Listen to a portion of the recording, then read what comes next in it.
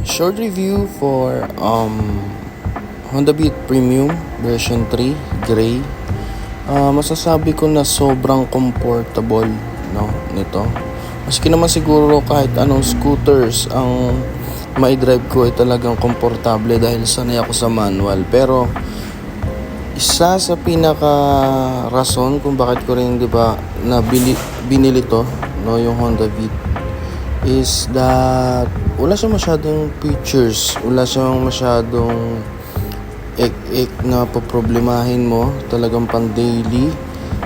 Isa pa, air-cooled, which is napaka less maintenance kumpara dito sa mga liquid-cooled, dahil lower cc lang naman siya, at hindi naman basta-basta tumitirik din to, alam ko. Dahil kapag naka-liquid-cooled ka, syempre tulad ng akin, naranasan ko nung nagloko yung thermostat, nagpalit na ako, tsaka yung fan. Sa pa doon yung radiator, minsan nadadamage. Kaya napaka ganda rin itong Honda Beat na to, dahil bukod sa tipid siya sa gas, may power pa rin talaga. Kaya lang kapag mag-overtake ako, medyo alanganin.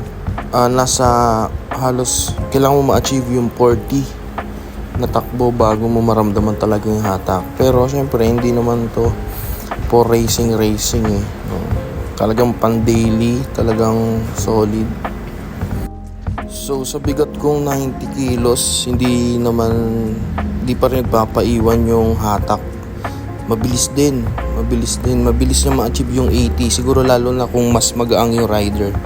Kasi ako 90 kilos, kung tinry namin ng girlfriend ko, inangkas ko siya, halos pumapalo rin siguro ng 80 rin. Mabilis niya rin ma-achieve yung 80 to 85, lalo na kung patag talaga yung daan, hindi pa rin talaga siya magpapaiwan. Sobrang solid, hindi ako binigo nung expectations ko sa hatak niya. Hindi masyado ako nag-expect kasi 110cc lang.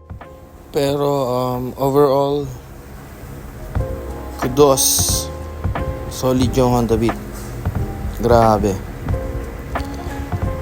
Kung gusto mo ng motor na less maintenance, yung wala kang masyadong iintindihin, dahil wala naman siya masyadong features na masisira or what, pwede nyo rin i-consider tong Honda Beat Premium or kahit anong version ng Honda Beat. Tsaka nga pala, wala na pala yung ISS nito o yung idling stop system, na kung saan kapag nasa traffic lights ka, nakahinto ka 5 seconds, mamamatay yung motor. Then kapag medyo piniga mo ng konti, mag-on ulit. Wala na pala yung premium version nun, unlike nung mga naunang version. And sa 1 week na na-experience ko tong Honda Beat Premium na to, parang tinatamad na ako mag-manual. Pero hindi. Nakakaantok at nakakaboring yung scooter. Siguro pag retired na ako, pwede. Pero ngayon, I will always play with my fucking 6-speed. Yeah.